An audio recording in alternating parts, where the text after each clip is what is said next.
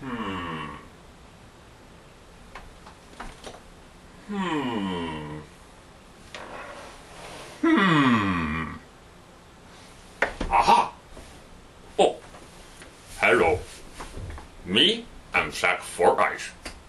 Great orc historian. Now lately we have been telling you about the conflict between the orcs and the humans. But we do not really understand them. What makes an orc different from a human, besides the green skin? Well, me have made up charts just to show you.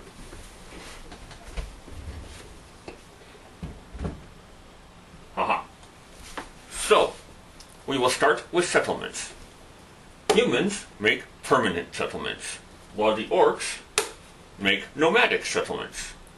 You see, the orc way of life is superior because the humans require a lot of space to hold all the people, and then they need sewage, and it makes things dirty, and they have to take over the surrounding land. And the orcs, they just go from place to place and get what they need. It is a much smaller ecological footprint.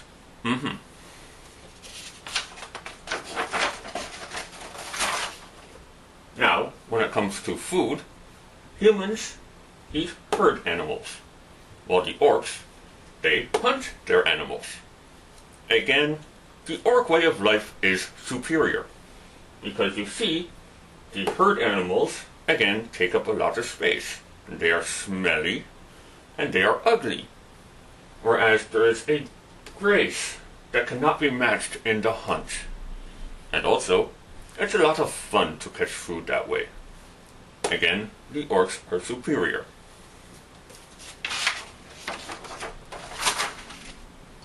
Now, when it comes to warfare, humans use something called tactics.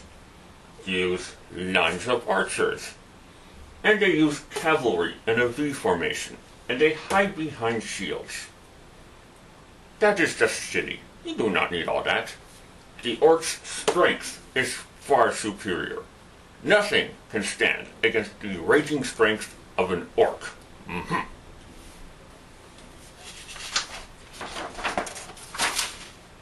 Now, when it comes to educating our young, humans make their children sit in a school where they have a sedentary lifestyle and just cram their heads full of things they don't need to know. Orcs have much more dynamic learning experience. We give our youngsters implements of destruction and let themselves try to bash each other over the head. From this, they learn survival of the fittest, a very important scientific concept. Once again, the orc culture is superior.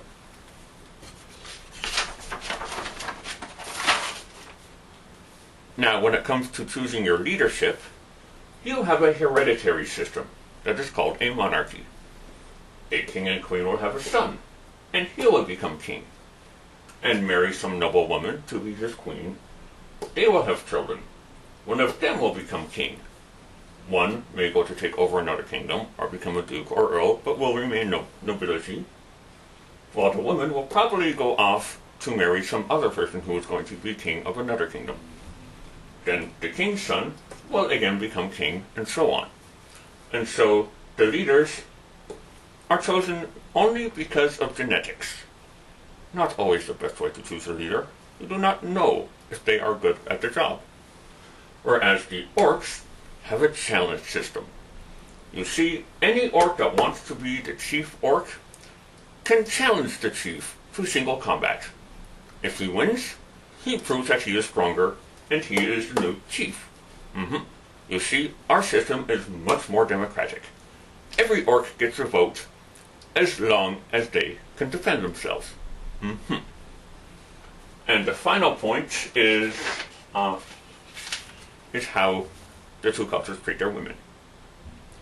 I am not going to go into that right now. It is private. And that is all we have for now on the orc and the human culture. Join me next week while I tell you more about the great world of Aromasis. Bye-bye!